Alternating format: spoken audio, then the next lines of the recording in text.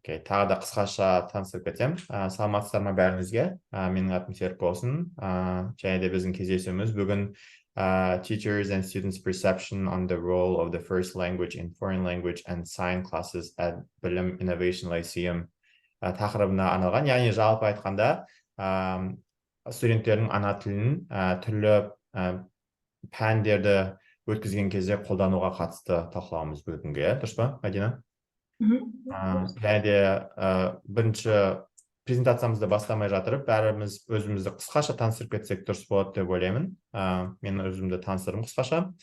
Дәл қазір мен өзімнің PhD-имді осы Канададағы бір оқу орнында жасап жатырмын. 3-ші жылымды бастадым дәл қазір. Назарбаев университетінде 2017-2019 жылдар арасында көптілді білім беру бағдарламасын аяқтадым. Оқыдым, сол жерде аяқтадым, және де сол бағытта дәл қазір жұмыс істеп жатырмын. Мадина, сізге берейін енді. Қайырлы күн. Қайырлы күн, менің атым Мадина. Мен Казгю университетінде, қазір Назарбаев университетінде мұғалім болып істеймін. Және де бүгін сіздермен осы 2017 жылғы жасалған зерттеу нәтижелерімен бөліскім келеді. Ең маңызды ақпарат ағылшын тілінде беріледі, бірақ егер сұрақтарыңыз болып жатса, қандай да тілде қойсаңыз болады, және де біздің талқылауымыз орысша, қазақша немесе ағылшынша сізге қандай тіл ыңғайлы, сол тілде біз сұрақтарды, қосымша тақырыптарды талқыласақ болады. Керемет, рахмет үлкен, Мадина, тағы да келіскеніңізге, және де ерікті ретінде осы презентацияңызды беріп отқаныңызға. Жалпы менің осындай кездесулерді ұйымдастырудағы мақсатым осы біздің зерттеуімізді әріптестерімізбен бөлісіп, және де емін-еркін талқылауға қосылу деген мақсатпен құрастырып жатырған. Және де болашақта осылай тек қана магистратуралық, осы магистр деңгейінде, магистр дәрежесінде жасаған зерттеуді ғана емес, жалпы кез келген тақырыпты талқыласақ деген осындай менің қалауым бар, негізі мақсатым бар. Сондай мүмкіндік болса керемет болар еді. Басқа әріптестеріміз өзін таныстырамын десе, мүмкіндік бар қазір. Әсемгүл, Айнұр, Жанна және де Гүлбану. Өздеріңізді қысқаша чатта таныстырсаңыздар болады, немесе дауыстарыңызды қосып айтсаңыз болады. Жанна, сәлеметсіз бе? Қалайсыз? Сәлеметсіз бе? Қайырлы күн, әріптестер. Сіздермен осындай өз жұмыстарымызды талқылайтындай, өз ойымызды бөлісетіндей мүмкіндік болғаны өте қуаныштымын. Осында жасап отқандарыңызға рахмет. Мен алғаш рет қатысып отырмын. Мен дәл қазір Огайо Стейт Университетіде мастерс программында оқып жатырмын. Дәл қазіргі мен өзімде ресерч жасап жатырмын. Оның ішінде бізде adult literacy in Kazakhstan, мен дәл өзімнің жасап жатқан жұмысым artificial intelligence арқылы қолдану, сол арқылы adult literacy-ді increase жасау. Керемет, рахмет үлкен, Жанна, өзіңіз туралы айтып кеткеніңізге, және де зерттеуіңізде сәттілік тілеймін, және де түсінемін, магистратура деңгейінде зерттеу жасау оңай емес екенін. It's full of challenges and a lot of things related. Yeah, limitations, of course. Рахмет үлкен. Әсемгүл, сәлеметсіз бе? Өзіңізді таныстырғаныңызға рахмет. 3-ші курс студенті. Керемет, студент кезінде қосылып жатқаныңыз қандай жақсы. Тағы да бірнеше адам бар сияқты. Айнұр, Гүлбану, өздеріңізді қысқаша таныстырып кетсеңіздер. Гүлбану да таныстырды. Жақсы, жарайды, видео қоспасаңыздар болады, әрине. Ағылшын тілі мұғалімін. Керемет. Айнұр, саламатсыз ба? Аудармасы. Сонда барлық бұл жердегі маман ағылшын тілін жетік меңгерген деп айтсақ та болады ғой, яғни қиын болмау керек түсіну. Жақсы. Онда translation terminology, thesaurus, өте қызық. әртүрлі көзқарастар болатын сияқты. Сондықтан да I'm super excited about today's presentation and also following discussion.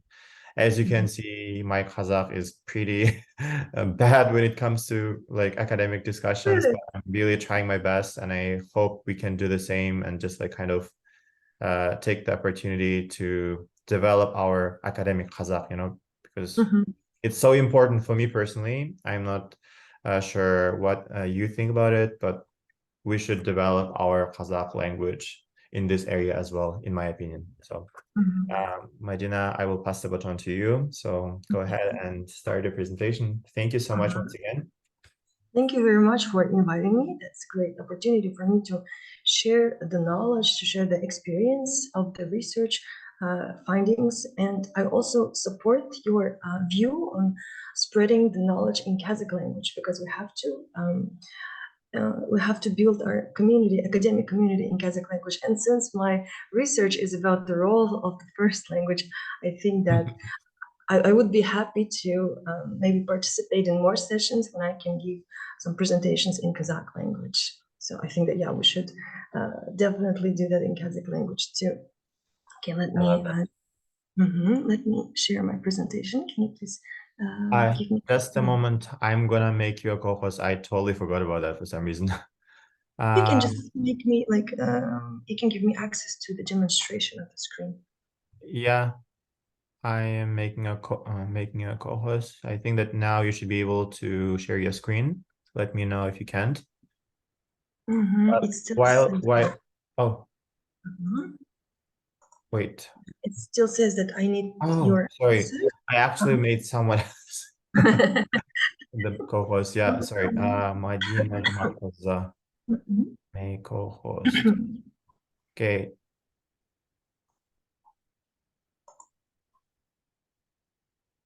Can you check it now? Okay. Oh yeah, now.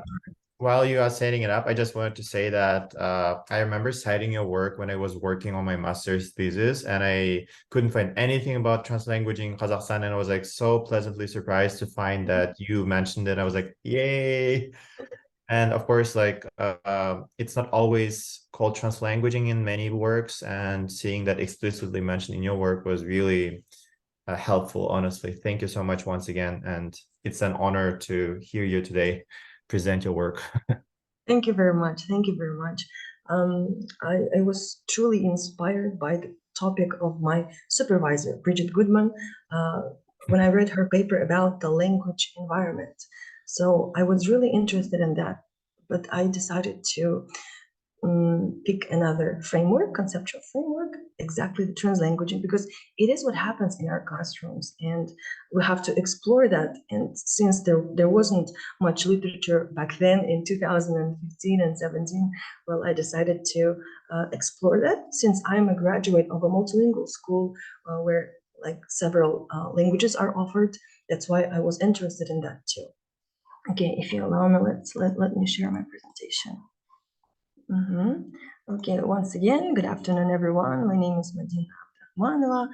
Right now, University, formerly known as Kazgu University. I'm also head of the Quality Assurance Committee starting from this year. And today's topic is about teachers and students' perceptions on the role of the first language in science classes and language classes at Bölüm Innovation Lyceum. So this type of school is very popular in Kazakhstan. There are over 30 schools, formerly known as Kazakh Turkish high schools. And since education is in different languages, so different languages are offered there, that's why I decided to, okay, like this, right? Okay, great. Thank you. It's been a long time since I haven't worked in Zoom. That's why I just remember. I totally get that. Okay. So the research was conducted in one of the lyceums in Kazakhstan. Okay. So overall, the background. There were a lot of studies that were conflicting with each other in terms of using the first language in foreign language classes and in STEM classes in general. So there are advocates for the monolingual policy. So there are advocates for the multilingual, bilingual policies, and there are some studies that they state that they have a consensual view on using the first language by saying that, okay, we can use the first language, but it should be limited, and it also should depend on the age of the students and on their level. So as you can see, some studies they highlight the benefit of using the first language during the foreign language classes. And some studies say that it is not recommended because students they develop a habit of using the first language during the foreign language class, and that's why they have less practice in the foreign language. But this is a bit different in Kazakh Turkish high schools, Bilim Innovation Lyceums, because they don't have enough practice in their own language at school. So starting from the 8th grade at that school, almost all the subjects are taught in English language, STEM subjects, biology, physics, mathematics, and so on. And only the social sciences are taught in Kazakh language. So they also have 2 subjects that they can learn in Russian. So it's Russian language and Russian literature. So we can see that here students lack practice in their own language, especially students whose first language is Russian, because they are offered only 2 classes in Russian language. Okay, so overall, there are lots of debates. The myriad of literature states that there's no one view on using the first language in the classroom. Okay, so the problem appears when we restrict students, from using their own language. Why? Because as we know, in Kazakh Turkish high schools, students enter those kind of schools after the 6th grade, and some of them, they do not have proper education in English language when they start their education at Kazakh Turkish high schools. So for them, it might be very stressful. Plus, they are just adapting to a new type of school with a whole different system. That's why for the students, it is not beneficial if they are restricted to use their first language. And as we can see here, separation of the existing languages in classrooms restricts the use of the home languages. Also, out of our context, this is very important for immigrant families who do not have enough practice in their home languages. So translanguaging is not about just code switching and so on. It is also giving students some chances to practice their home language and to get some information in their home language, which consequently we can say that translanguaging is also about language maintenance, because it's not about only giving opportunity to code switch and giving opportunity to use materials in other languages. It's also about language maintenance. We have to remember that because of our context in Kazakhstan, there are lots and lots of different nations whose first language is not Kazakh and Russian. That's why we have to remember that. And as I already mentioned, forbidding students to express their thoughts in first language, it may cause some feeling of insecurity and self-esteem. It can cause some self-esteem issues. Consequently, the students are going to have low participation. They will miss some part of the content, and which might result in their grade 2. So there are lots and lots of problems when we restrict the students from using their own language. Okay, so let's talk about the terms. In my work, the term translanguaging and code switching, they might overlap, but translanguaging is more like an umbrella term, and it's not just accidental switching to the languages, but it is about the purposeful use of different languages in the classroom to use students' full linguistic repertoire. For example, we know that students develop different cognitive abilities in different languages. They develop different skills. For example, in Russian, some students might be better in writing. In English language, the same student might be better in speaking and in other skills. That's why we have to use students' full linguistic repertoire, because if we use monolingual policy, it does not give us the full linguistic picture of the student. And also translanguaging, it's about supporting students' identity, as I said, bringing their home language to the classroom besides the foreign language. So translanguaging is a very, very big term that also might include code switching as well, because sometimes, they are connected to each other, they are intertwined, because when the students don't know the words, like when they have some problem with the lack of the vocabulary, they will code switch, but it's purposeful code switching. And as I said, the main term is translanguaging. It's the act performed by bilinguals of assessing different linguistic features or various modes, what are described as autonomous languages, in order to maximize communicative potential. Okay, so how can we use translanguaging in the classroom? It's not just sometimes speaking in Russian, sometimes speaking in Kazakh or in other languages. We should also remember that we've got students with other home languages other than Kazakh and Russian, right? So pedagogical translanguaging, we can use it in this way. So we can we can allow students to get input in their own language, so that they get information. During the process, during the, for example, discussion stage, they can also switch to their native languages if their native language is the same, right?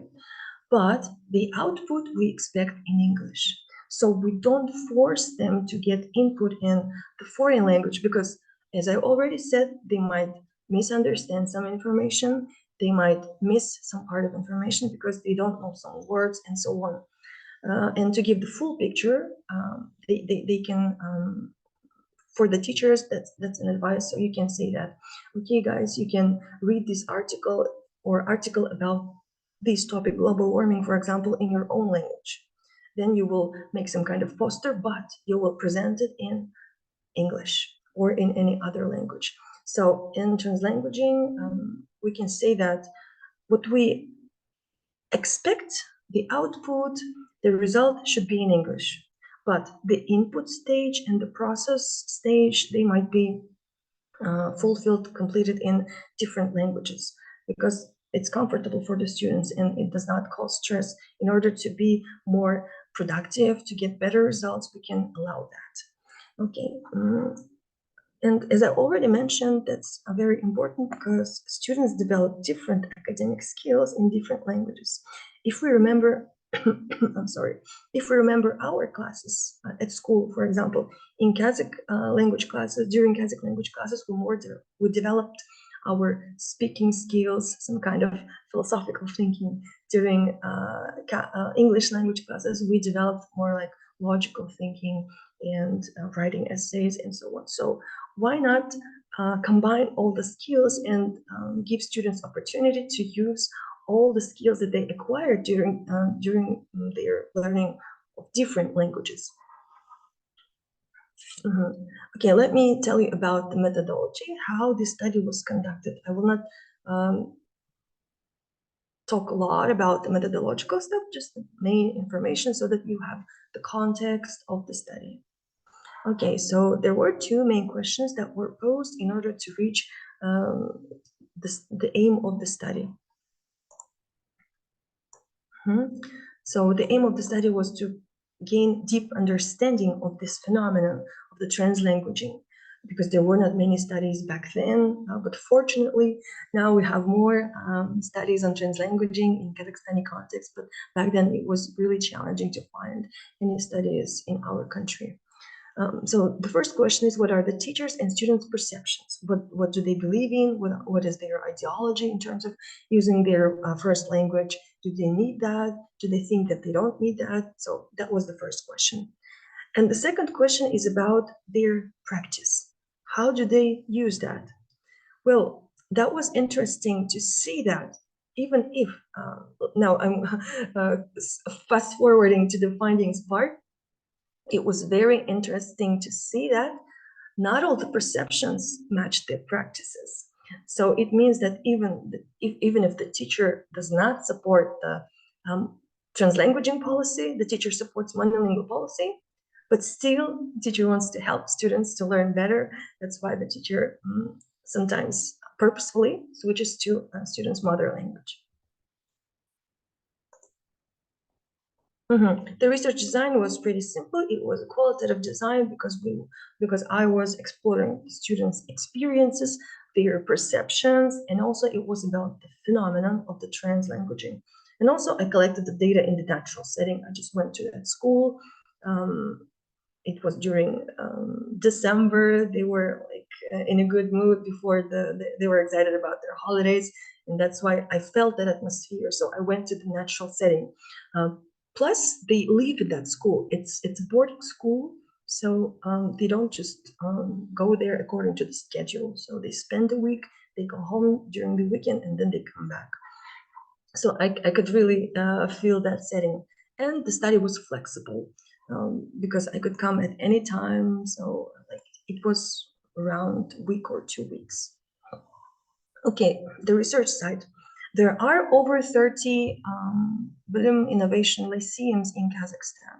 So I went to one of them, and there could be a limitation because that sounds like a backyard research, as I am the graduate of Kazakh Turkish Lyceum. But because I know how the system works, I know about the rich multilingual context at that school. They have like cultural, like diverse cultural and linguistic backgrounds, and there are students from students with different linguistic and cultural backgrounds.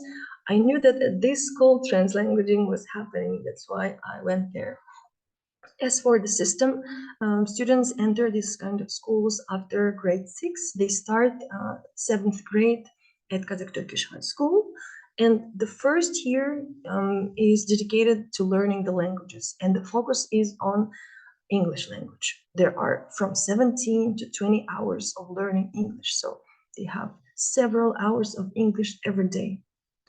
That's a good practice because, as I said previously, some of the students, they don't have enough knowledge in English, and they actually use 7th grade as their foundation year to prepare them for the next years when they study almost all the subjects in English.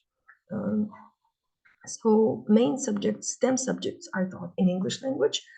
Social sciences are taught in Kazakh language, and Turkish language is offered only during the Turkish language course, and there are 2 subjects for studying Russian language.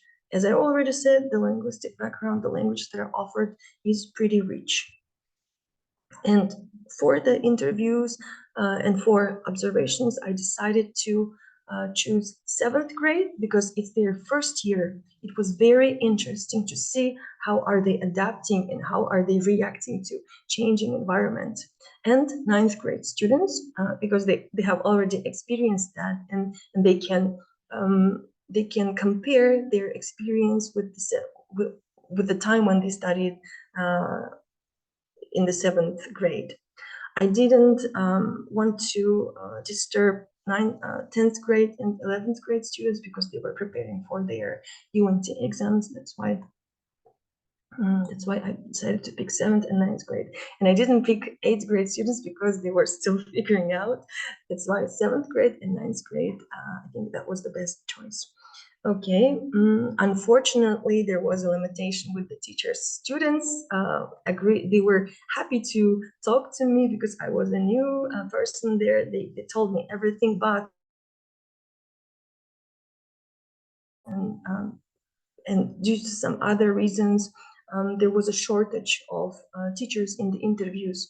I offered to participate in the research to many teachers, but unfortunately, only 4 of them participated, but still, with these 4 teachers, we could get good data. I believe so. Okay, as for the methodology, the first round of data collection included observations of 6 hours And during the observation, I was constructing some additional questions for the interviews based on what I've seen in the classrooms. Then after the observations, after I understood what was going on, what was happening, I invited them over the interviews. So semi-structured interviews with follow-up questions, with open-ended questions. So the teachers and the students, they had similar questions on their beliefs, on their practices, but teachers additionally were asked about their pedagogical practice. How do they teach languages and so on. Of course, there are ethical considerations. First, I'm sorry. First, I got a grant approval from Nazarbayev University. Then I contacted the gatekeeper. I'm sorry. Then I got the permission, verbal and written consent forms. Since I was working with the underage students, I had to send the written consent forms to the parents as well, with the help of their homeroom teachers. And of course, the confidentiality and anonymity rules are followed, not to expose the identity of the participants. Let's talk about findings, because findings are the most students' perceptions about using first language, about the role of the first language in English classes. So most of the students think that it is useful. As we can see here, using the native language is very useful. Mostly this was stated by the 7th grade students, because as I said, it's their first year, they don't know English well. And that's why it helps them not only in academic terms, but also in terms of their well-being. They are not stressed a lot if they are exposed to their first language as well. Now let's look at the second quote. If the person does not understand the language, for example, it will be difficult to explain. Yeah, again, we can see that the students are really stressing out if they are not allowed to use their first language, because they don't understand the content and their participation in the class reduces.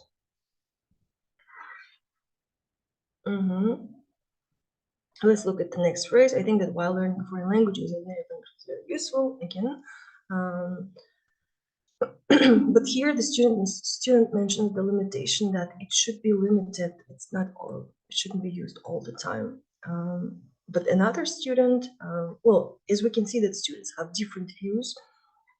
I want the teacher to speak English only when I do not understand the word, he or she will translate it. Yeah, so students want to use their first language only in some cases when they need it, but not always. However, for the STEM subjects, it was a bit different. I have to mention one thing, that even though Kazakh Turkish high schools, they provide education in English language mostly for STEM subjects, still students have to pass the UNT in Russian and in Kazakh language. So here we can see that students are disadvantaged because, of course, if they are going to enter universities abroad, that's good for them, but most of them are going to enter universities here, and in order to enter the university they have to pass UNT, and most of the subjects there are most of the subjects that they are studying in English, they will pass those subjects in Russian and Kazakh. So here we can see the clash between the school system and the testing assessment system. So why are they learning everything in English if in 11th grade they have to relearn everything in their own language to pass the test? So here we can see that students are kind of disadvantaged from learning everything only in English, because they have to relearn everything in their own language. But if, for example, teachers use translanguaging, then it will be easier for students to pass the UNT assessment and to get into universities in Kazakhstan. So that was very important takeaway here about the STEM subjects. And again, here we can see that some students, they wanted to transfer to another school because they really they were thinking about their future. They or thinking about how are they going to enter the university if they don't know the subject in their own language, because they have to pass the test, right? And again, here we've got the evidence that by students' interviews that it is really stressful when students do not speak in their first language, or when they are not offered any content in their first language. For example, during these classes, teacher might give some materials in different languages for students just to read and to comprehend the material. But maybe discussions or the output during the lesson could be done in English. So here we see that there is a need to add first language in STEM classes. Okay, let's talk about students' practices. Even when teachers replied in English to students, students kept continuing the dialogue in Russian language. So here we can see that they have developed a habit. Okay, on one side, students, it is useful for them when they are offered content in their first language, but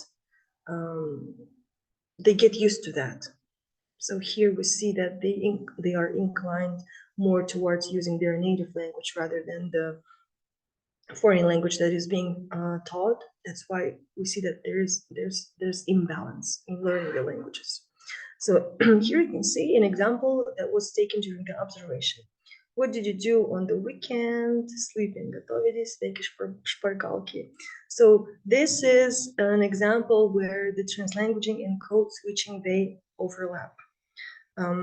Because students switch accidentally, but they also switch because they don't know the language, they don't know some words, and the teacher continues the dialogue in English language. Again, we can see some dialogues here. Как это будет послезавтра, the day after tomorrow. So the students are asking for the translation. So again, this is the example of overlap between code switching and translanguaging. Okay, so why do students switch to their first language? Yeah, so our main topic is the role of the first language. That's why we have to understand in what cases students switch to their mother language.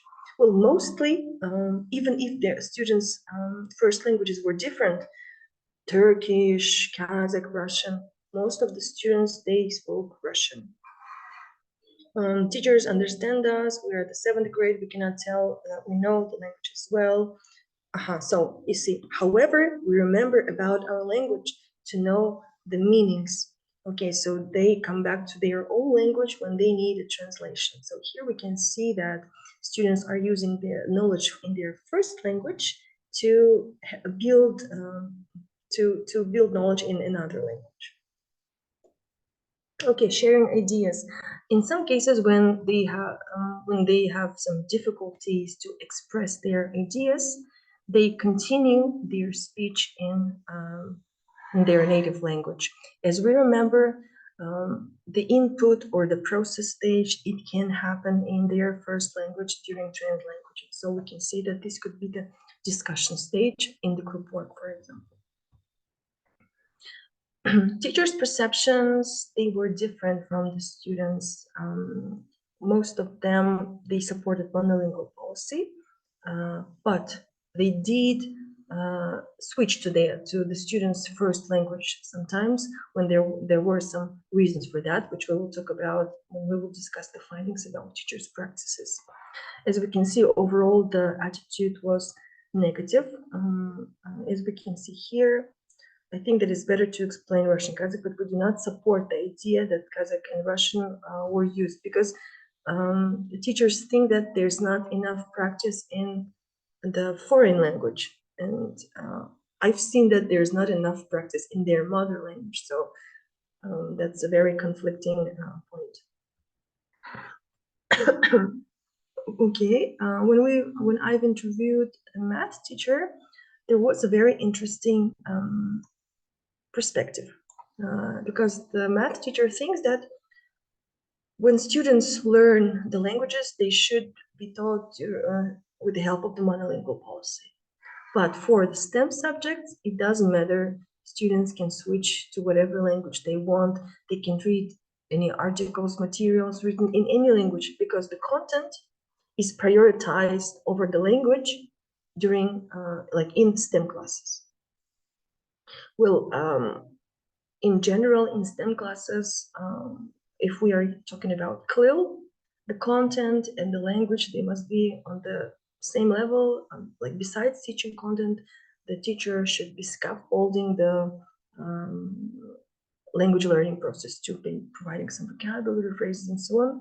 But here the scaffolding is in different form in terms of the translanguaging. The teacher supports the students because she cares about the content more. If they know the content, then they can solve some mathematical equations or problems during the test. So the content is prioritized over the language in STEM classes here, in math class.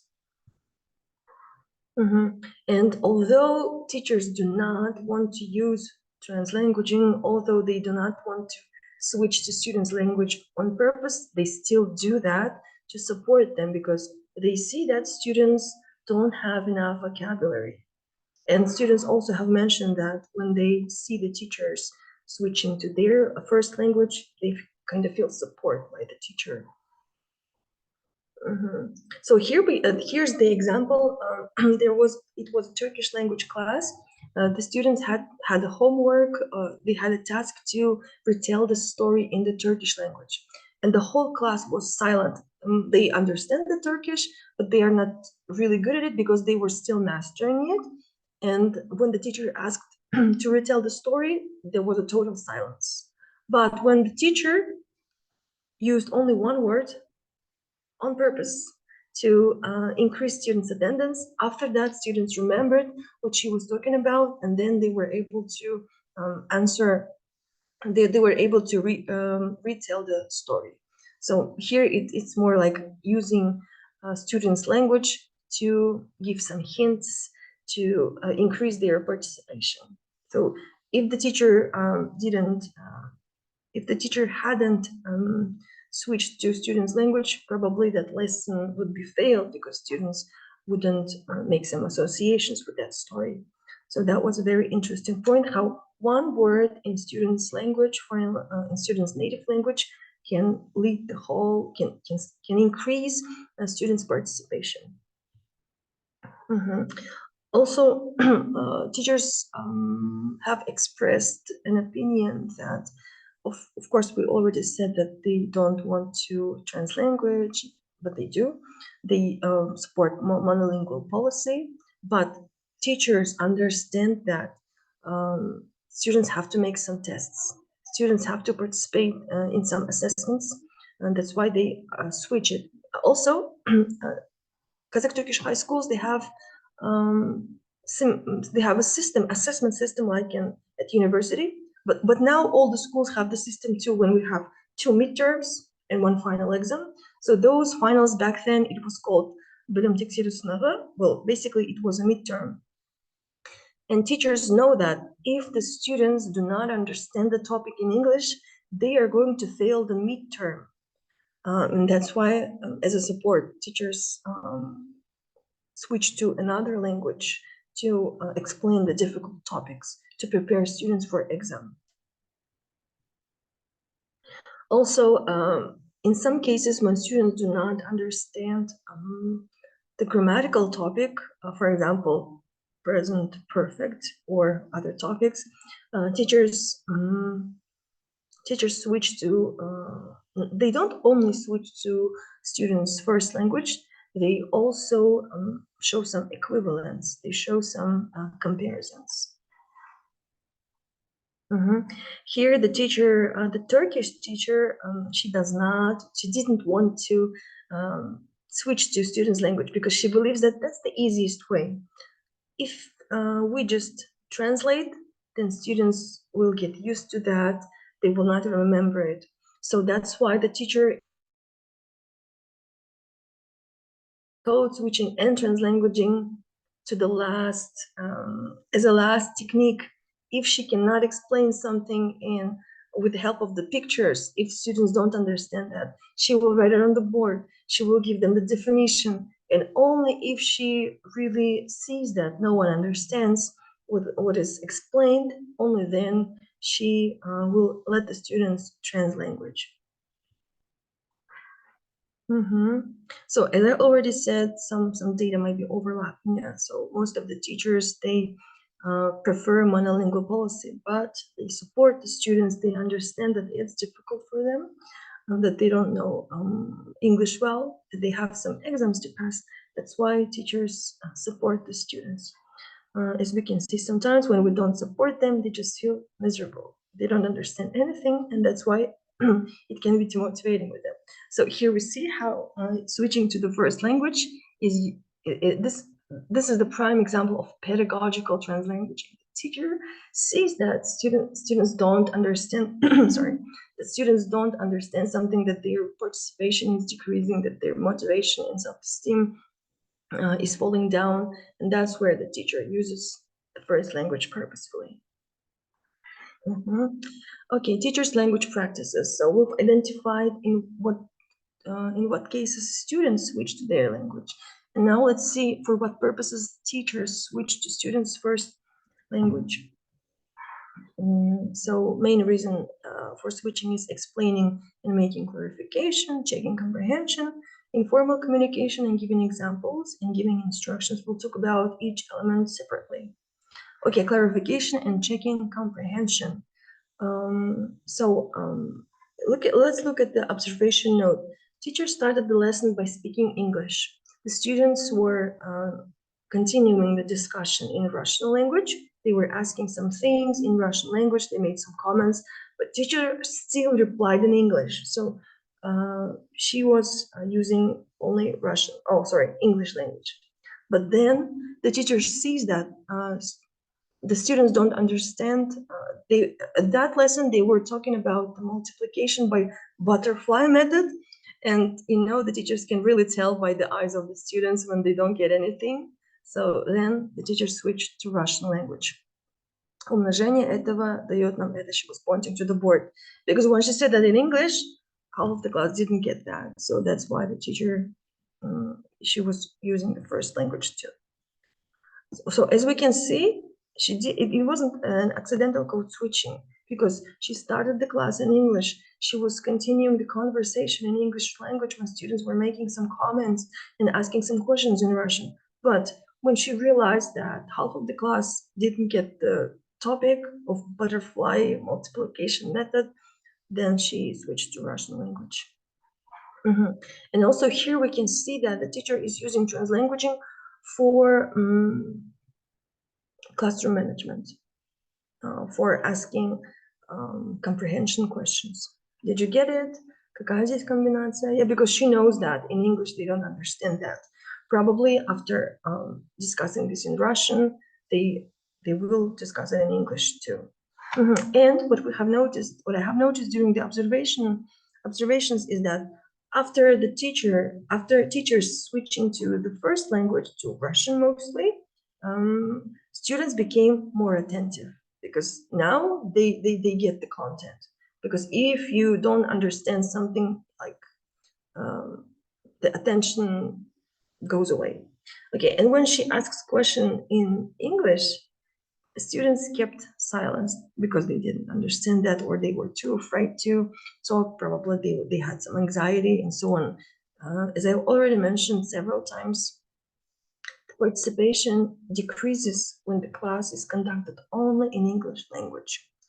Okay, so let's go to the clarification and checking comprehension. So here we can see the example of when teacher uses the first language to explain some grammatical topic. For example, they were talking during English class, they were talking about the difference between will and going to. So in English, the teacher explained it, but students didn't get it. But then teacher had to switch to the Russian language.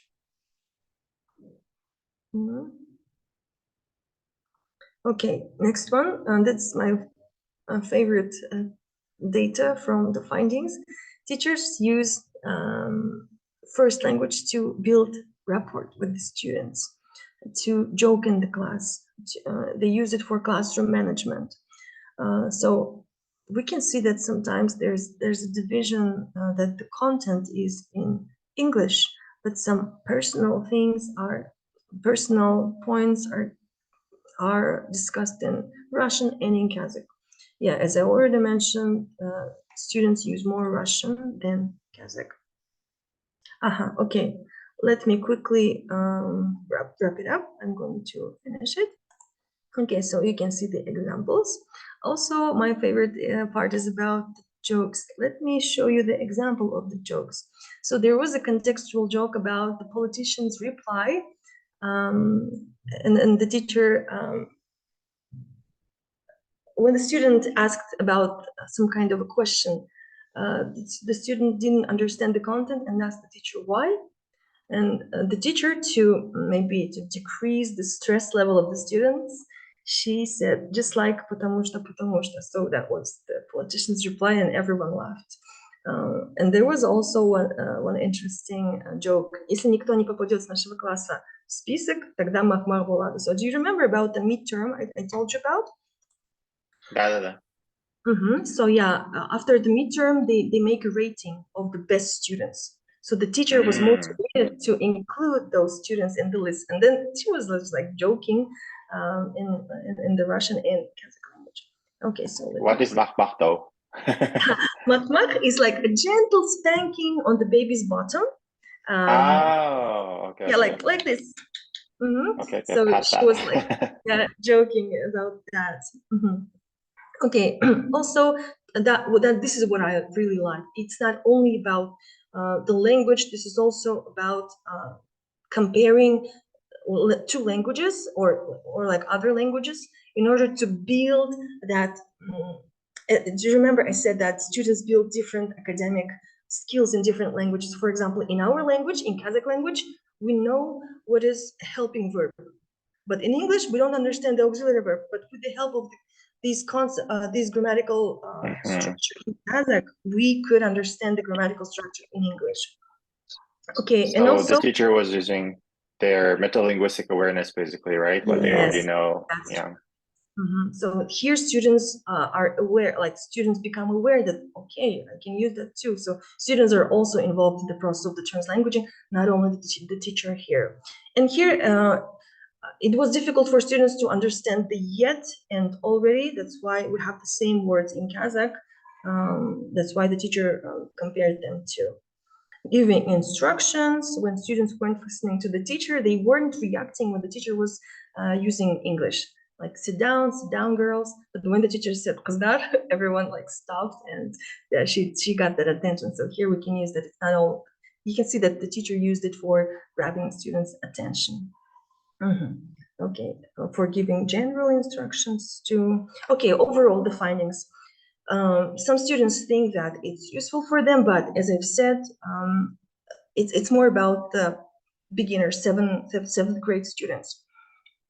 As for the 9th grade students, yeah, they were concerned about their future UNT exams because they have to pass the test in Russian or in Kazakh, but they've learned everything in English, right? And also some students think that, yes, we should use it, but during the observation, I've seen that there must be some kind of a limit because they develop the habits of the literature.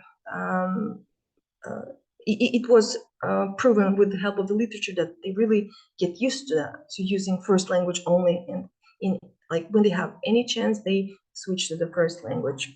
Okay, and communication in the first language is mostly initiated by the students, because we've seen that teachers were supporting the monolingual policy, but because students need that, and in some cases they require it due to different reasons, teachers have to switch to get the good result.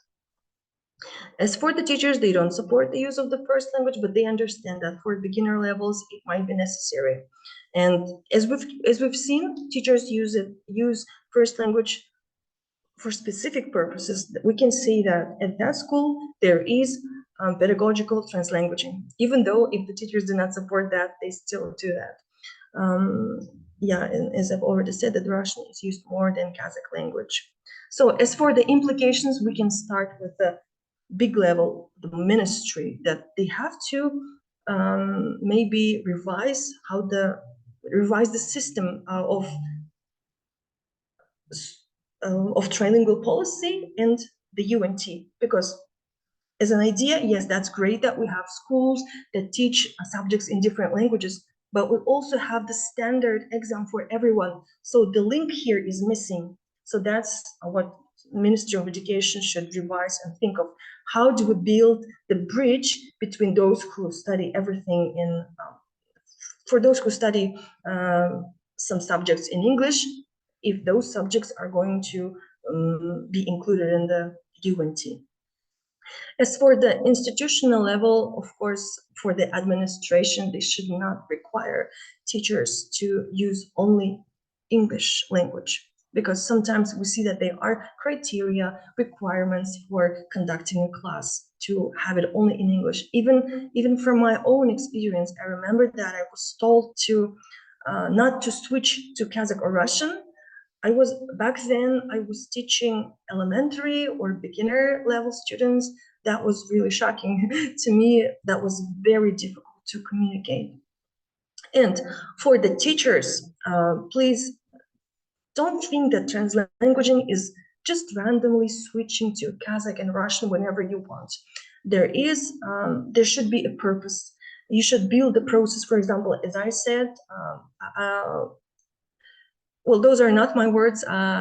Those are the words of Dr. May French and Associate Professor Kathleen Hughes. I hope that I am pronouncing it correctly, that translanguaging process should be divided: input, process, and output. Of course, we expect the output in English or in any other foreign language, but it does not mean that we should restrict students from using their own language. So actually, using first language might be facilitating. It might even bring us to the result much faster if they get all the content, like during the input stage. If they understand everything, it will be easier for them to discuss and to produce something in the foreign language. So that's the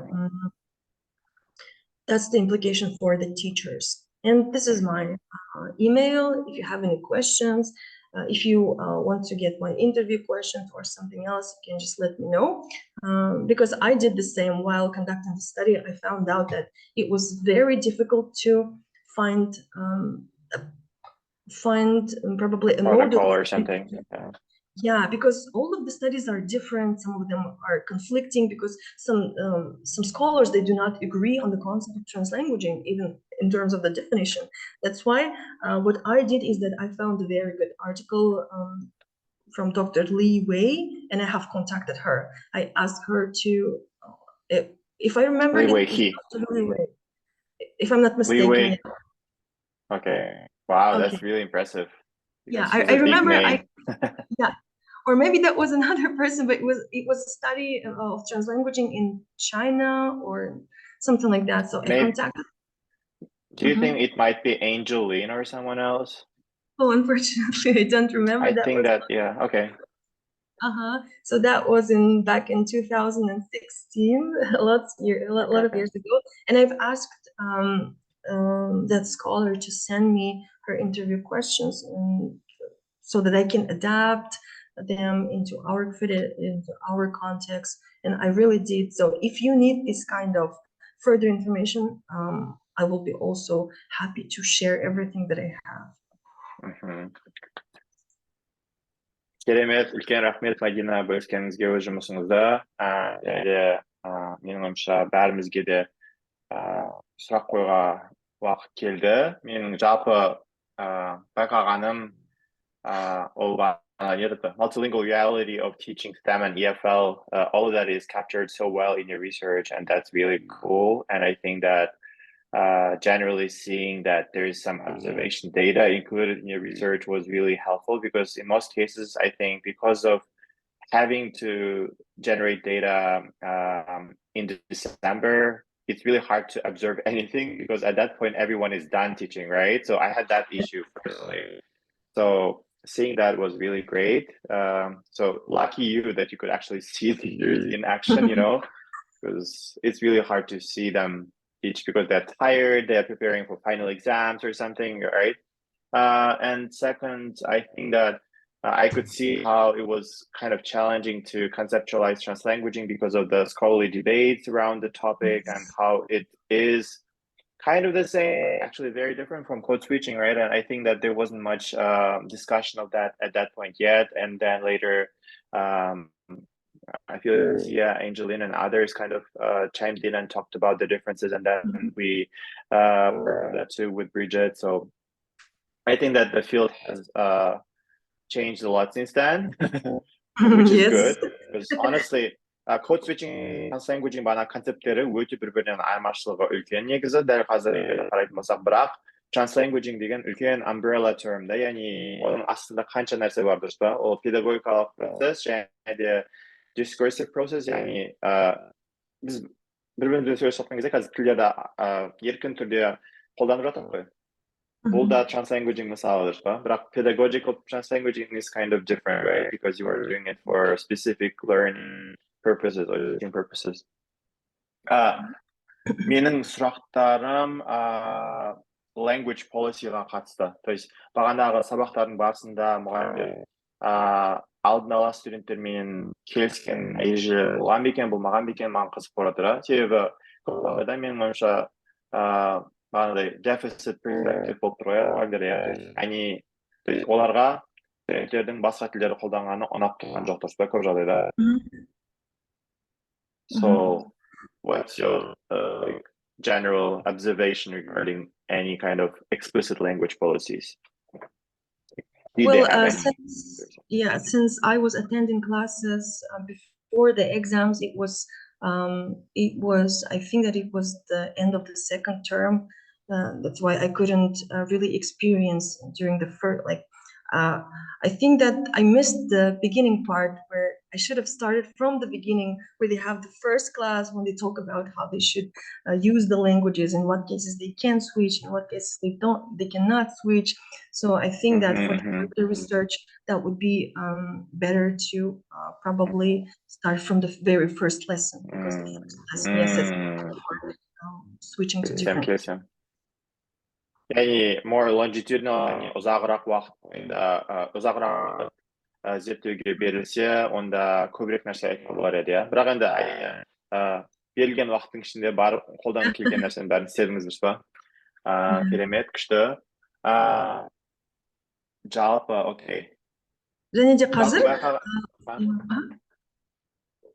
және де қазір further research-қа, мысалы ол кезде көп жеке меншік мектептер болған жоқ. Қазір соңғы жылдарда көп деген ағылшын тілінде, басқа тілде сабақ беретін мектептер пайда болды.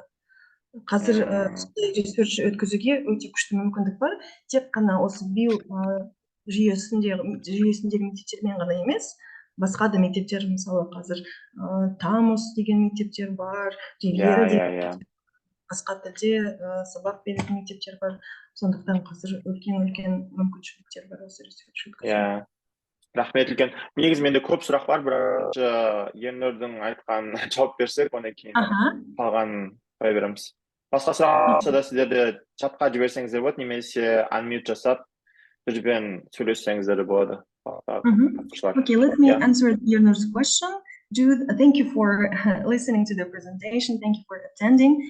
The question is about the books. Well, actually, for STEM subjects, they have their own books.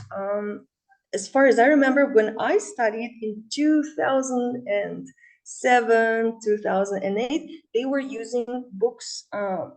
They were brought from Turkey, and it was Zambaka publication. So those are very different from books that we have here. You know, the comparison is that those books have more probably visual content explaining everything in a more squeezed format. And as we can see here, again, the content is prioritized over the language. The books were in English. But my little sister studied in a public school here. When I tried to compare it, I've seen that for algebra class, it was like written like an essay in Kazakh language. Я осы мектептер Замбак баспасының кітаптарымен оқыды. Қазір білмеймін қалай. Ол кезде сол оқыды. Кітаптар ағылшын тілінде өте әдемі, өте қысқа жазылған, қысқа да нұсқа, таблицалар, бүкіл visual aids-тар бар. Бірақ біздің кітаптарды мен қарағанда ол жерде даже Қазақстан тарихында или математика сабақтарында ол жерде өте көп текст жазылған. Яғни the attention is given more to the linguistic component. Жалпысында multimodality кемді оларса бағанағы басқа кітаптардың ішінде. Негізі жалпы бұл жерде қайтса болады last divide деп айтса болады ма, қайтса болады, мысалы биыл мектептерінде тек қана ең ақылды студенттер оқиды деген сияқты, ол жақта нет selection criteria жоғарғы дұрыс па? Барлығы, яғни ол жаққа барлық адам өте бермейді. Одан кейін бағанағы private schoolдарда да мысалға студенттер қаражаты бар, ата-аналардың балалары дұрыс па? Жалпы сол жердің өзінде Translanguaging'нің күші көп болып тұр. Студенттер бәрібір де бағанағы ана тілдерін қолданады, орыс тілін қосымша тіл ретінде қолданады. Ал егер де қарапайым мектептер ойлайтын болсақ, онда не болып жатыр екен деймін, мысалға. Онда мысалға ағылшын тілі пән ретінде, мысалға біз биологияны, химияны оқыған сияқты, оқылатын сияқты көп жағдайда, яғни ол жерде кітапты аласың ағылшынша, бірақ барлық нәрсе қазақша немесе орысша өтіледі көп жағдайда. Менің ойымша бұл келесі further researchқа өте керемет бір идея болып тұр. Translanguaging. Себебі барлық жағдайда, мысалы, көп жағдайларда, мысалы, зерттеушілер биыл мектептер немесе ниш мектептеріне барады да, ал мектепте не болып жатқанын Құдай біледі ол жақта. Сол не болып жатыр екен деп ойлайсың сол кезде. Негізі жалпы осындай екі жақты салыстырып көрсе қызық болар еді деймін, менің ойымша. Негізі, яғни Translanguaging қандай мақсатқа қолданылады және де әртүрлі көзқарасы қандай деген сияқты. Бірнәрсе айтқыңыз келген сияқты, иә? Иә, мен де басында сіздер қазір тура мен ойымды оқыдыңыздар, equity, жаңағы excellent in Kazakhstan schools, жаңағы public schools, сол ойыма келді. Одан кейін бір не болып еді ғой, пицца деген 2019-да қателеспесем соңғы рет тапсырған кезде. Бірақ онда public school'дың балалары емес, сол Bill, Nish, өңшен сондай жақсы, сүзгіден өткен балалардың тапсырған болатын, 15 жасар қателеспесем. Соның өзінде де жағы literacy, жағы comprehension, қандай не болса да жағы average-дан төмен болған результаттары. 2012-де не қателеспесем 3 жыл сайын тапсырды. И жылдан жылға кішкене өзгерген, бірақ соның өзінде жағы future жағы неге таптырмас тақырып деп ойлаймын. И одан кейін сіздің жаңағы жұмысыңыздан like implication for teachers деген тақырыбын ұсынады. Өйткені I feel that most of the teachers in our country feel the like hold additional responsibility, additional work without proper like explanation, proper like tools, and they feel just like abandoned in this case. Like for me it feels like this because мұғалімдерге тапсырма шектен таста, бірақ оны қалай achieve жасау керек, не жасау керек, қалай тулдармен ондай нәрсе түсіндірілмейді бізде көбінесе. Мүмкін жаңағыдай биыл сол сияқты мектептер мұғалімдері, қала мектептері алдыңғы деңгейде шығар, бірақ ауылдың немесе жаңағы сәл жаңағы қайтсам болады. Мүмкіндіктері азырақ мектеп бар ғой, енді нашар деген сияқты. Материалдық базасы. Иә, сондай мектептер жаңағы ондай нәрсені көбісі біле бермейді деп ойлаймын. Білсе де, жаңағы барса да көбінесе жаңағы бір барған мұғалімдері бара береді, и одан кейін ішін ара бізде жаңағы практика алмасу деген өте аз. Бар болса да сол білетін нәрсе қайталана береді деген дүние ғой енді айтпағым.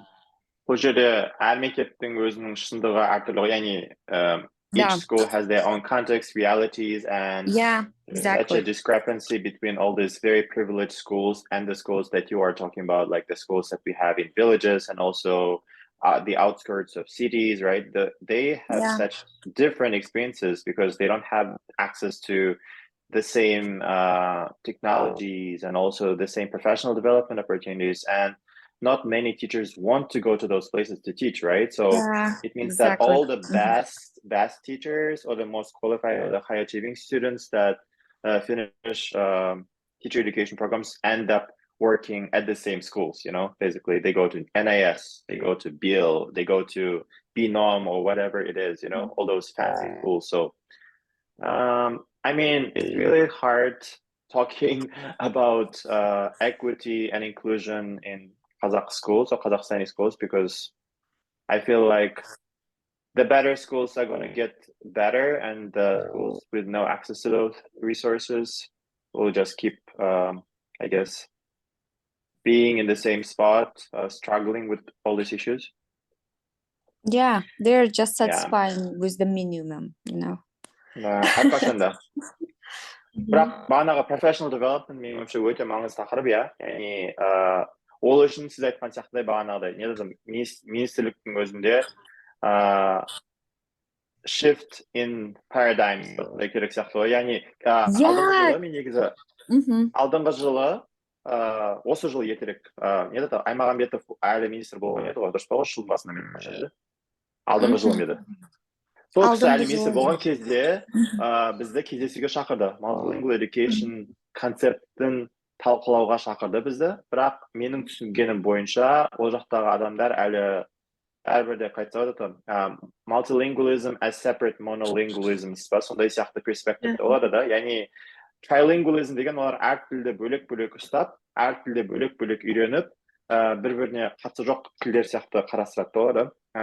Ал негізі енді біз қазақша сөйлеген кезде орысша, ағылшынша сөздерді көп қолданамыз, тілді біріктіріп қолданамыз, себебі бізге ыңғайлырақ солай, дұрыс па? Соны ойланбайды онша деген да, оларда қайтса да rejection of reality ма қайтса сондай да. They don't want to embrace this very multilingual and translingual reality of Kazakh people. And as a result, all these education reforms are written from a very monolingually biased perspective. So they expect everyone to be super proficient in all these languages separately, but that's not gonna work for us, right? Yeah, I think it also has some kind of cultural perspective too, because from linguistic point of view, mixing the languages, using several languages for different purposes, it's totally fine because it's a natural process. Yeah, if that's even how with help, like this is even how national languages are created when they are pidgins and creoles. But our cultural perspective on that is very negative. So we do not like when people even mix like Russian and Kazakh. So it is something seen as a shame even. Like, why are you using Russian? Яғни бұл жерде бағанағы отаршылдықтың әсері үлкен, және де біз қазақ тілін сақтап дамытқымыз келеді, бірақ онда да енді көп адамдар таза қазақша сөйлей алмаса, енді ол адамдарды сөйлеткізбей қоймайсың ғой, дұрыс па? Бәрі адам сөйлеуге құқығы бар. Яғни мен толықтай түсінемін бағанағы біздің тарихи осындай себептерімізді да. Яғни бір тілде сөйлеу керек, ана тілін жақсы білу керек деген сияқты. Бірақ мұғалімдерге не істеуге болады? Біз әлі де мысалға сол отаршылдық деген тақырыптан әлі де біраз құтылмайтын сияқтымыз, өкінішке орай деп ойлаймын. Өйткені көбінесе біздегі даже traditional жаңағы teachingді, мысалға совет trained мұғалімдер көп. Олардың жаңағы методикасы да сол. Әлі де сол промоушн жасалынып жатыр. Әлі де сол деңгейден әлі шыға алмай жатырық та. Сол себепті жаңағы егер мұғалімдер өзіміз сондай болып жатсақ, балалардан біз көп нәрсе требовать ете алмаймыз ғой, бәрібір. Олар бізден асып болмайды ғой. Жалпы менің ойымша осының бәрін ескере отырып, Мадина айтқан сияқты бағана Translanguaging гайд жасауға болады. Яғни мен білесіз ғой, көне NYSEP па, неді, сол Нью-Йорктағы сол университеттің өздерінің ресурстық орталықтары бар. Ол жерде осындай Translanguaging гайд жасалынған, және де өте қызық, оны көргенсіз бе соны? Естігенсіз ғой, Сэмюэл Кун ба? Который қазір shift жасал. мен сіздерге қазір жіберемін осы Science-тағы. сілтемесін. Қазір. Сол бағанағы Офелия Гарсия, одан кейін сол профессордың оқушылары сол жерде шығарған ғой бұны. Сол жерде өте көп Translanguaging гайд материалдары бар. Яғни мен осы материалдарды қолданып, осы жазда, осы Канададағы мұғалімдерге сабақ бердім ғой. Сол жерде біз осының бәрін талқыладық, өте қызықты болды. Және ол жерде біздегі жағдай енді мүлдем басқа, себебі бұл жерде ESL контекстта, яғни ағылшын тілі қоршаған ортада көп. Барлық жерде ағылшын тілінде сөйлейді. Сондықтан да бұл жерде Translanguagingді қолдану жақсы нәрсе сияқты көрінеді. Көп адамдарға from a critical perspective. Ал Қазақстанда мүлдем жағдай басқаша болады па? Бізде ағылшын тілі аз қоршаған ортамызда. Сондықтан да менің ойымша бұл стратегиялар бізге тура келе бермейді көп жағдайда. It's not really the same. Сондықтан да осы сияқты гайдты біздің Қазақстанның контекстіне арнап, мүлдем басқаша шығаруымыз керек сияқты менің ойымша жалпы. Негізі ол туралы мен яғни біздің жағдайға мүлдем басқаша жасау керек та. Яғни оны мен Бриджитпен талқылаған тұғым бір ретте алдыңғы жыл, 2 жыл бұрын ба. Одан кейін менің ойымша осы біздің қазіргі Multilingual Education және де сіздер сияқты әріптестермен бірігіп осындай гайд құрастырсақ қандай керемет болар еді. Себебі осы бірнеше жыл бұрын Назарбаев университетіндегі көптілді білім беру бағдарламасында оқитын студенттер мен сол жердегі профессордың бірі Анас Қажар деген бірігіп, Анас Қажар ма, Шайвер Исидро деген профессормен бірігіп CLIL гайдын шығарған тұғын. CLIL деген ол бағана Content and Language Integrated Learning, яғни не знаю, орысша қалай болатын есімде емес, бірақ бағанағы STEM сабжекттерменен ағылшын тілі немесе басқа тілді біріктіріп үйрету деген сияқты да. Сондай бір гид шығаруға болатын сияқты негізі да. Өте жақсы идея негізі. Себебі сіздің бағанағы Мадинаның жұмысындағы көрсетілген әртүрлі стратегиялардың өзі қандай керемет дұрыс па мысалға. Яғни сол туралы біз сөйлесетін болсақ, және де мұғалімдерге айтсақ, мұғалімдер, мені қараңыздар, сіздердің әріптестеріңіз осылай жасайды, сіздер де солай ашық түрде жасасаңыздар болады деген сияқты әңгіме болса, қандай жақсы дұрыс па негізі? Жақсы, басқа... Хотя бы 2-3 адам соған қызығып не істесе, одан кейін ол бір-біріне цепочка ретінде жалғаса береді ғой. Бұл жақта бүкіл адамды қамтай алмаймыз, бірақ соның өзінде қызыққан бір былай 9 адам дейікші, ладно, 10 адам дейікші, сол адамның өзіне әсер етсек, оның өзі қайда жатыр. Әр қаладан бір представитель болса да. Негізі ол үшін бағанағы қазіргі мысалға жасап отқанымызда соғы дұрыс па, мысалға YouTube'ға осы біздің қазір талқылағанымызды салатын болсақ, ертең бір адам, 2 адам көрсе де, онан кейін олардың пікірі кішкене өзгеріп, мен де солай істесем болады екен ғой деп ойлайтын болса, оның өзі үлкен менің ойымша, себебі осы Translanguaging туралы және де осы әртүрлі көп тілді білім беру тәсілдері туралы менің де сөйлесіп осылай талқылап жүргеніме қанша жыл болды? Бір 5-6 жыл болды. Соның өзінде қанша адамға айтасың осы туралы, одан кейін, осы да жақсы екен ғой деп айтады. Яғни әр адам осылай талқылайтын болса, пайдасы тиер деймін. Себебі біздің Қазақстанда менің ойымша бағанағы monolingual policy, monolingual approaches will never work because we are such a multilingual context, right? And we need to acknowledge all that, and we need to appreciate our students' multilingualism and our multilingualism as teachers, right? Because we cannot be monolingual English speakers ever in our lives, because that's not what we want to be anyway, right? And even in our own language, we cannot be monolingual because we've got plurilingual identities. Even speaking clearly in Russian or in Kazakh is difficult for us. And I also wanted to add, so you said that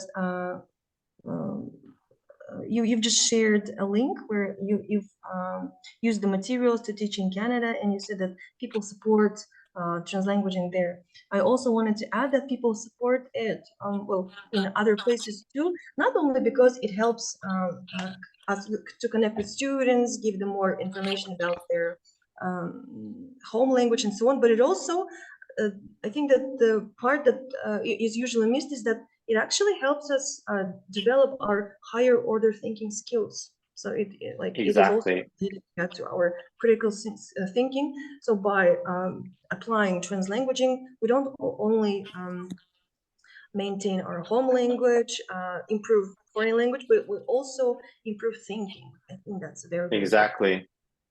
I think that we definitely need to acknowledge the cognitive value of translanguaging. And as you shared in your literature review, some people think that there isn't any value of translanguaging, right? And I think that's kind of outdated at this point because there's so much evidence, empirical evidence for proving that translanguaging is so valuable. And also, as you mentioned, it also helps us empower students' plurilingual identities or translingual identities because тілді қолдану тек қана үйрену үшін ғана емес қой, дұрыс па? Яғни егер студенттердің қайтса болады өздерінің айдентитилері дамыса, және де олар өздерін еркін сезінсе, жақсы сезінсе, және де мен көп тілді адаммын, plurilingual адаммын деп өздерін бағалай бастаса, ол қандай керемет, дұрыс па? So learning isn't just about grades. It's not just about results that can be seen on your GPA or transcript, right? It's also about transformation. It's also about your identity development. So I think that we should definitely think about all those other positive effects of translanguaging, you know? So that's what I wanted to say. Yeah, I think that's a great point for the teachers to remember during the class that we're not dealing with the students only and only with the learning process. But as you said, when we teach, we also have to think about their identities, how they are going to use the language, how they're going to communicate, and all the other things. Yeah. Exactly. Жалпы осы әртүрлі тұрғыдан бағанағы білімді өзгерту керек сияқты. Негізі біздің бағанағы teacher education әлі қайтса болады осы ағылшын тілін сыни тұрғыдан үйретуді онша талқыламайтын сияқты да менің ойымша. Яғни it's not problematized, the lingual approaches are not problematized enough in teacher education in Kazakhstan because everyone just kind of pretends that everything can be taught in English only, but I mean, we all know that doesn't work, right? So what is the point of trying to stick to English only if it doesn't work? Even in the most prestigious universities and schools like BL, NIS, and so on, right? They still translanguage. Yes, the teacher can stick to English only, but the students are going to use their L1 and L2 and other languages like English, right? Yes, so we're going to work on decolonizing the education process when we stick to only one methodology that we've been doing it for like lots and lots of years. Someone put it in our head that it should be this way, but we should actually, you're actually raising a good point that we have to adapt it into our context, multilingual context. Yeah, even the translanguaging guides that are kind of critical, they should be contextualized, they should be used in a very situated manner, and we need to adapt the translanguaging guides to Kazakhstan or whatever it is. Like even the schools in Kazakhstan are so different depending on where you are, right? Like әртүрлі мектептің өздерінің бағана материалдық базасы әртүрлі, мұғалімдер ол жердегі әртүрлі, біреуінің ағылшыны тек қана ағылшынша сөйлеуге жеткілікті болса, екіншісінің ағылшынша ондай емес, дұрыс па? Мектеп, ауылдағы мектептердегі мұғалімдердің барлығы дерлік ағылшынды мысалға 100% қолдануға шамасы жете бермейді, мысалға, дұрыс па? Мектеп тек қана ауылда емес, ол қаладағы мұғалімдер де сондай. Яғни тіпті олар 100% қолдана алса да не үшін қолдану керек? Дұрыс па? Студенттермен бағанадай қиындық туындайтын болса, түсіндірген кезде, немесе үй тапсырмасын берген кезде, немесе мысал берген кезде бәрібір басқа тілдерді қолдану керек қой дегенді мысалға. Сонда I think that we should again think of translanguaging not as a way of scaffolding, but also as something that can be used with higher level students too. Because to be honest, like I translanguage even if I can use English only in many situations, right? Because that's just part of me. That's how I translanguage, how I language, and that's how I want to language. So I hope that we can shift towards that. Even now we're translanguaging, басты презентация ағылшынша берілді, ары қарай талқылау қазақша болып жатыр. Менің ойымша бұл да бір translanguagingнің жақсы бір мысалы болып жатыр. Және де қосқым келгені, жаңағы сіз айтып жатсыз, әр мектеп әртүрлі деп, мен онымен толықтай келісемін. Мысалы мен айтқанымдай, Қазақстанда біздің елімізде 30-дан аса қазақ түрік лицейлері бар, білім инновация лицейлері. Және олардың бәрі де бірдей емес. Мысалы оңтүстік жақтағы мектептер больше қазақша сөйлейді, солтүстік жақтағы мектептер больше орысша сөйлейді. Кейбір қазақ түрік лицейлері олар жекеменшік, кейбіреулері олар государственный, private and public, and also some of them are even international. So I think that even within the system of Bloom Innovation Lyceum, there should be conducted a series of studies to compare it, because even as you said, it also depends on the region, on the teacher's level. So many factors, that affect on how translanguaging is applied or not applied.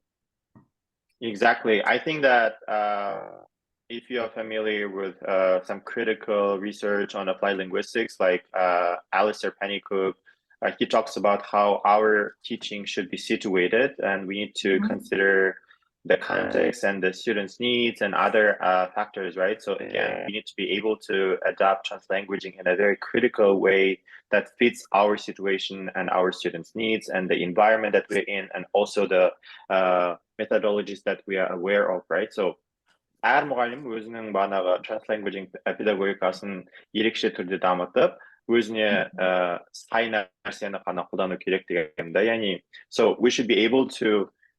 So my message is basically our teacher education should raise or nurture skills that teachers can use so that they can teach in a very critical way, in a way that fits them. For now, I think unfortunately we don't really do that, because we teach everyone to use like one best method or something, you know. So there isn't enough conversation around being critical users of different methodologies, not just one method. Totally agree. Басқа айтылатын нәрсе көп негізі, бірақ басқа да қатысушыларға мүмкіндік берейік. Тағы бірнеше минут тағы сөйлесіп талқыласақ болады, менің ойымша. Мұзафар, Шарбану, Айнұр, Әсемгүл, айтатын нәрселеріңіз бар ма сіздерде?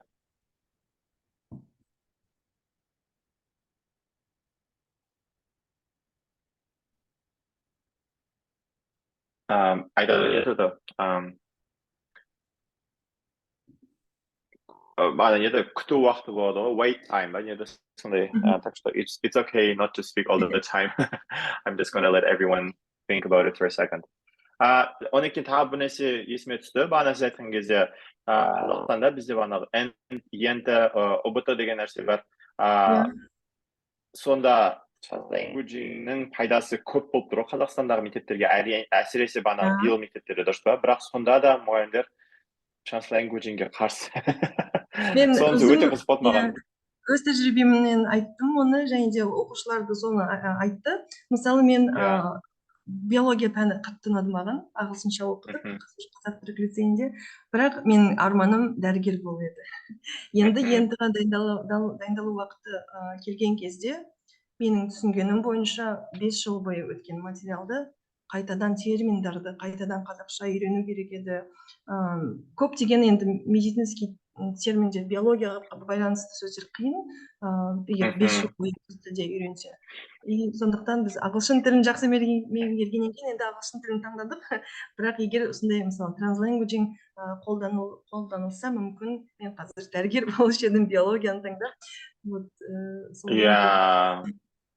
Сонысы өкінішті деймін, мысалға, егер де translanguaging бағанағы қайтса ода, if translanguaging is in a very strategic way, you could have, for example, created a glossary of the terms that you are using in each grade, and you could also engage in some critical conversations in Kazakh, right? So why not do it while learning about those concepts from the very beginning, right? Instead of just kind of jam-packing everything into 1 year and trying to catch up with everyone else in the country, right? That's such a such an impossible mission, basically, you know, mission impossible in that case.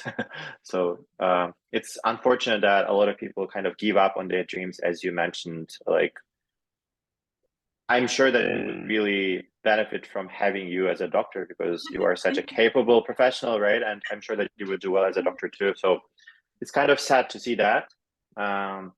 And generally, so we kind of lose a lot of potential doctors and other professionals because of such issues, right? So we can see that translanguaging or its lack of in education leads to very, very material consequences, right? And it affects the professional makeup of or the what is that?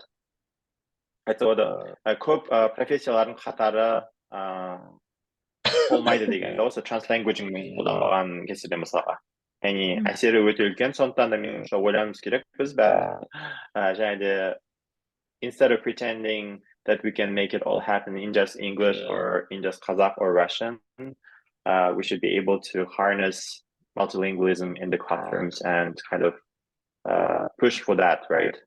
Yeah, I think that this is good, explained well, because well, as in my notes, I've listed that translanguaging is also the social justice. Тағы да бір оқыған статьяларда тоже солай жазылған да, translanguaging тек қана тіл емес, cognitive ability ғана емес, это еще social justice. Мысалы жаңағыдай әртүрлі тілде сөйлейтін оқушыларға мүмкіндік беріледі. Мысалы ағылшын тілі мен өз тілін қатар алып жүруге.